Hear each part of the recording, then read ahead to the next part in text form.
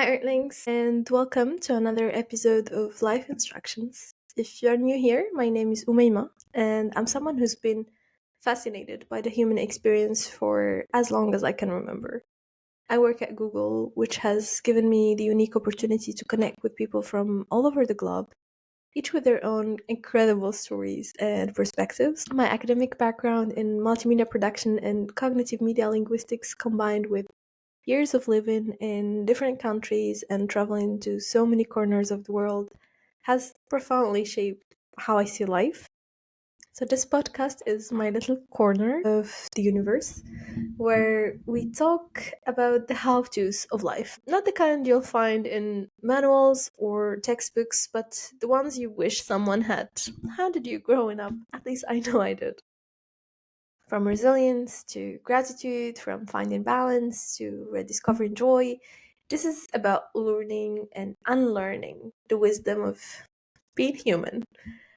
Together, we explore stories, especially in the God's Plan edition, science and spirituality to navigate this wild, unpredictable, beautiful thing we call life.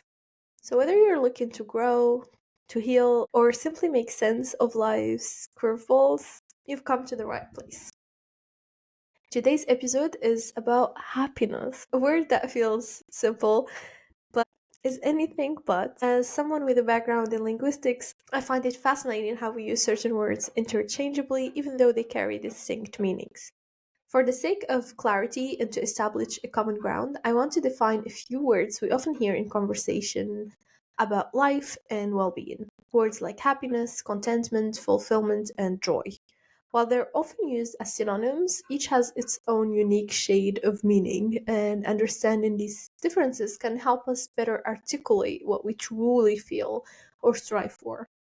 Happiness, often described as a fleeting emotion, driven state of feeling good. It's that rush you get from something enjoyable, a laugh, a great meal, or achieving a goal. It's wonderful, but it tends to be temporary. Contentment is a deeper, steadier sense of satisfaction. It's not necessarily about excitement or highs, but about feeling okay with where you are, even when things aren't perfect. It's calm and enduring. Fulfillment, on the other hand, goes beyond just feeling good or satisfied. Fulfillment is tied to meaning and purpose. When you feel that what you are doing aligns with your values and contributes to something greater than yourself. Joy, similar to happiness, but often described as more profound and internal. Joy isn't just about what happens around you, it's a state of being that can arise from moments of connection, love, often regardless of circumstances. Satisfaction is the feeling of being pleased or content because something has met your expectations. It's tied to a sense of accomplishment or resolution when you feel things are enough as they are. Delight, not that commonly used, but is a light-hearted, almost childlike pleasure that comes from something unexpected or particularly enjoyable. It's those moments of pure, spontaneous joy that make you smile instantly. Pleasure is a sensory of emotional enjoyment, often tied to specific experiences or actions. A delicious meal, a kind word, a warm hug. Pleasure is tangible and often immediate. These terms, along with others like serenity or peace, are often mixed up in our everyday language. But when we take a moment to reflect on them, we can start to understand how each plays a role in shaping the way we experience life. So, which word do you want to strive for? Personally, I'm a fan of contentment because it's something you can feel even during the inevitable moments, down moments of life. This episode isn't here to tell you those moments won't happen. They absolutely will. But it's here to help you and me navigate through them, to remind you that you're in control and that you always have a choice. So when those hard times come, we can ask ourselves, can we change this? If this answer is no, then how can we accept it? Because acceptance doesn't mean giving up, it means making peace with what is, so you can move forward with grace. Whatever word you chose for yourself, I will keep using the word happiness as it's what we tend to use, study, and honestly desire most. We'll dive into the science behind it, the spiritual wisdom that helps us anchor it, and the practical tools to build a life where happiness isn't a fleeting moment, but a consistent practice. I've been conditioned to think happiness is this elusive thing, a finish line we cross when we get to the promotion, find a relationship, or buy that dream house. But here's the truth I have learned the hard way happiness isn't a destination, it's a choice we make every single day. It's a practice, just like brushing your teeth.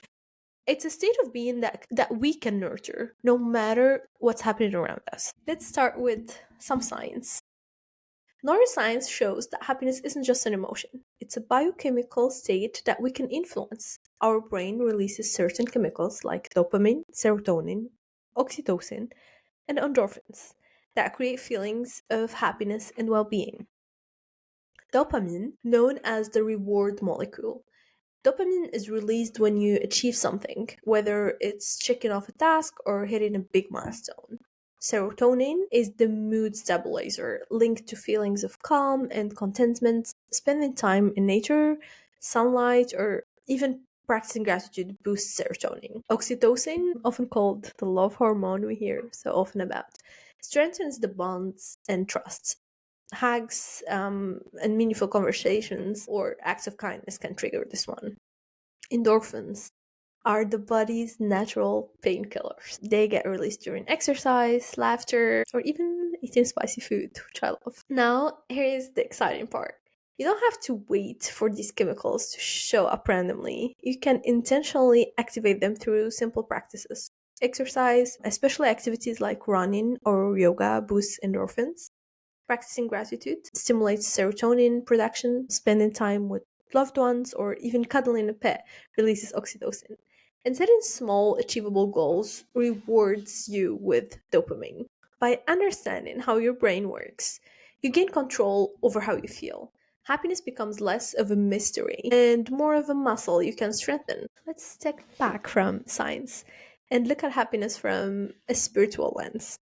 Spirituality offers profound insights into happiness, and it's remarkable how similar the teachings are across different traditions and beliefs. Buddhism emphasizes detachment and mindfulness. Christianity calls for gratitude and love. And Islam teaches us about contentment, qana'a, and the reliance on God, tawakkul, reminding us that true peace comes from trusting in a higher plan and being grateful for what we have. Even secular philosophies highlight purpose, gratitude, resilience. These different paths converge on a shared truth. Happiness is not something we chase externally, but something cultivated internally. Wisdom from so many perspectives aligns. It's hard to ignore the possibility that they hold a universal truth. Regardless of your beliefs, these teachings can serve as a guide, a way to reflect on what truly matters and what might lead you closer to fulfillment. One of the most profound lessons I've learned is that much of our unhappiness comes from being trapped in the concept of time. Think about it. Regret lives in the past, and fear lives in the future. But the past and future are mental constructs, they only exist in your mind. The present moment is all that's real, and it's where happiness resides. I know we hear it all over, and you're thinking, how do I stay present? Honestly, by controlling what's controllable. Focus on what you can do instead of worrying about what might happen tomorrow or what should you have done or said yesterday. Meditation, mindfulness, and even deep breathing exercises are powerful tools to anchor yourself in the now.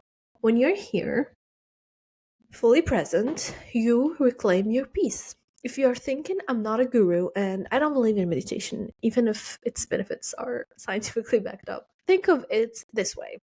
Even when you are doing an activity you love, you are flowing and you are in the present. Even if you are focusing on feeling your hands while washing the dishes, you can be present. It's also important to understand why the brain seems to work against us sometimes. Our minds evolved to keep us safe, not necessarily happy. Thousands of years ago, our survival depended on being cautious, scanning for threat, and reacting quickly to danger. That hyper awareness served us well when lions lurked in the shadows, but now in a world where our threats are more psychological than physical, That same wiring can leave us stuck in fear or negativity. Knowing this helps us see that our brain isn't flawed. It's doing its best to protect us, but we can retrain it to recognize when the danger isn't real and allow ourselves to focus on growth instead of survival. Now, I won't lie, it's hard to hear that happiness is a choice when you're in a place where it feels completely out of reach, and I've been there. While it's true that we have some control, it's also true that there are moments in life where happiness feels impossible.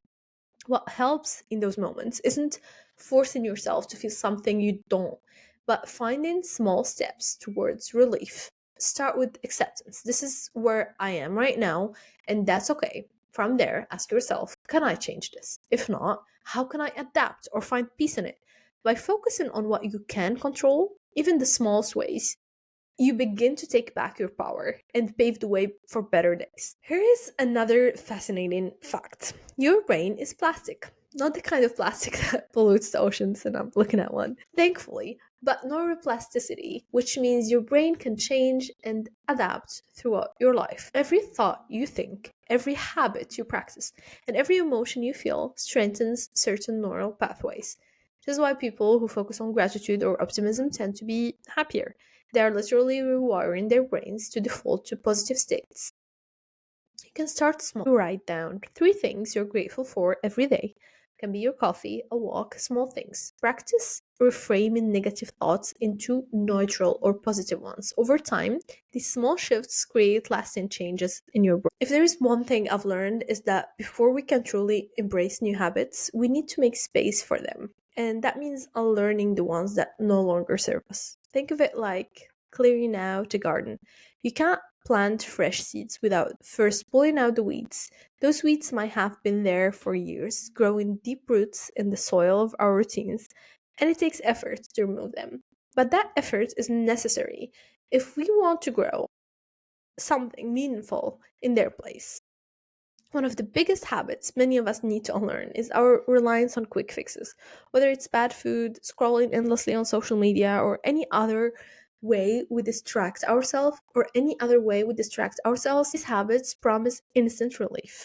And let's be honest, they do deliver, but only for a moment. That burger or sugary snack might feel comforting, numbing our emotions for a few minutes, but not long after, it leaves us feeling sluggish, guilty, and even more disconnected from the version of ourselves we want to be.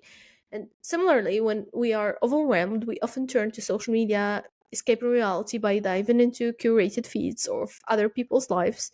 For a while, it is a distraction, but when we put down the phone and face the real world again, the comparison, the time wasted, and the feelings of inadequacy hits us even harder. And the problem with these habits is not just that they are unhealthy, that they teach us to avoid discomfort, to avoid reflection, to ultimately avoid to grow. They promise a shortcut to happiness, but end up leading us further away from it. That's why unlearning these behaviors is so crucial. It's not just about cutting them out, it's about rewiring how we cope with life challenges. So, how do we start to unlearn? First, we need awareness. We need to recognize when we are reaching for that quick fix and ask ourselves, why am I doing this? What am I trying to avoid or numb? This isn't about judging ourselves, but about being curious and honest. Once we understand the triggers, we can begin to address them in healthier ways. Second, we need to accept that unlearning is uncomfortable. Habits, even bad ones, provide a sense of familiarity. Breaking free from them means stepping into discomfort and resisting the pull of instant gratification. But this discomfort is temporary and it's a necessary part of growth. The more we practice sitting with it, the more we realize we're stronger than we thought. And lastly, we need to replace those old habits with better ones, but only once we have done the work of unlearning. For example, instead of reaching for junk food when you're stressed, try going for a short walk, drinking water, or even journaling to process your feelings. Instead of escaping to social media, connect with someone in real life, or spend time doing something that genuinely brings you joy or fulfillment. And these replacements take time to feel natural, but with consistency, they will start to take root. Unlearning isn't easy, but it's worth it. When we let go of the habits that weigh us down, we make room for the ones that lift us up. And in that process, we don't just change what we do, we change who we are.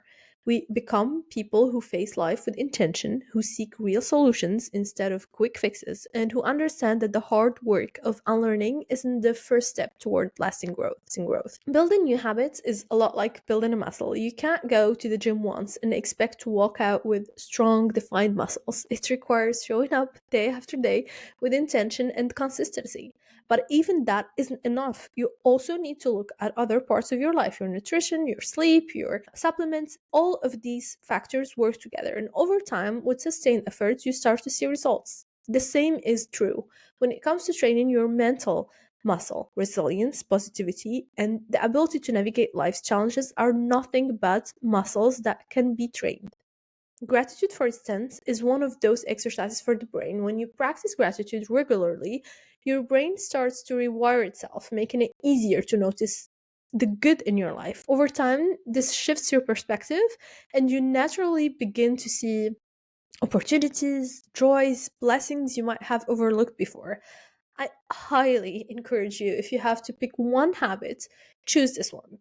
I witnessed its effect on my life firsthand. And let me be clear, I'm not diminishing the fact that for some people it's harder. Just like some body types are naturally more primed to develop muscles, some people are wired to be more positive. Maybe it's their upbringing, their genetics, a combination of both, but that doesn't mean it's impossible for anyone else. Trust me, I know what I'm talking about, even if you come from a background where everything seems stacked against you, a depressed father, a pathologically anxious mother, a brain that feels wired to spiral into negativity, you can still rewire it. You can still build a new path.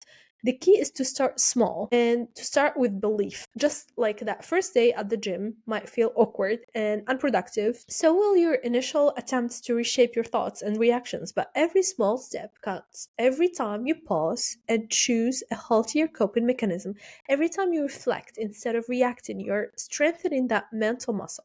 And over time, those small choices add up to something powerful, a new way of being, a stronger and more resilient you. Now let's talk about concrete tools that you can start using to cultivate happiness. Starting tomorrow, starting today, daily movement, whether it's a 10-minute walk, a dance session, lifting weights, moving your body releases endorphins and reduces stress. Connection. I know when we don't feel good, we tend to isolate. Reach out to someone you care about. A simple conversation, hug, or shared moment can flood your brain with oxytocin. Purpose. Find meaning in what you do, no matter how small it seems. When you connect your actions to a greater purpose, you feel more fulfilled. And trust me, even if you think you're stuck in a 9 to 5 job, you think you have no deeper meaning, if you shift your perspective or pick up a side project with an NGO, it can shift your perspective, and you having access to that salary can give you the opportunity to do more good in the world. Mindfulness practices, try meditation, journaling, or even mindful eating. These practices help you stay present and calm. Acts of kindness, helping others boost your own happiness. Whether it's volunteering, giving compliments, or simply listening, kindness is a two-way gift. Happiness isn't about erasing challenges, it's about building the resilience to face them with grace. I want to leave you with this. Happiness isn't about chasing extraordinary moments, it's about finding beauty in the ordinary, in the way the sun feels on your skin, in the laughter of a loved one, or in the quiet peace of just being present with yourself. Studies surveying some of the wealthiest people in the world revealed a surprising truth, and not that surprising to be honest. Money, Ferraris, and mansions don't equate to lasting happiness. Many of the richest respondents admitted they were no happier than the average person and continually wanted more. As Jim Carrey once said, I wish everyone could get rich and famous and have everything they ever dreamed of so they can see it is not the answer. This isn't to say money is bad. It is a tool that can enhance life, but it's a mistake to make material things the core of your happiness. True joy comes from deeper, more intrinsic sources. Remember, this is a slow process, and that's okay. What is the alternative? Staying unhappy for life? It's like going to the gym and stopping because you're too weak. You're just gonna stay weak for life. Life is about falling down and getting back up again and again. If your story has been especially hard and you're thinking, Umayma, I have every right to be unhappy. If you only knew what happened to me, let that be the very thing that motivates you. After all you've been through, you deserve happiness the most. You have already survived so much. Now it's time to fight for the joy and peace that's been waiting for you all along. It's there. There truly is always light at the end of the tunnel, and sometimes even during it. And I'm honestly speaking from experience, and I honestly hope that you could untrap yourself from whatever your mind is telling you. And thank you for spending this time with me. Until next time, take care of your mind, your heart, and your soul. You're doing better than you think you are. Bye.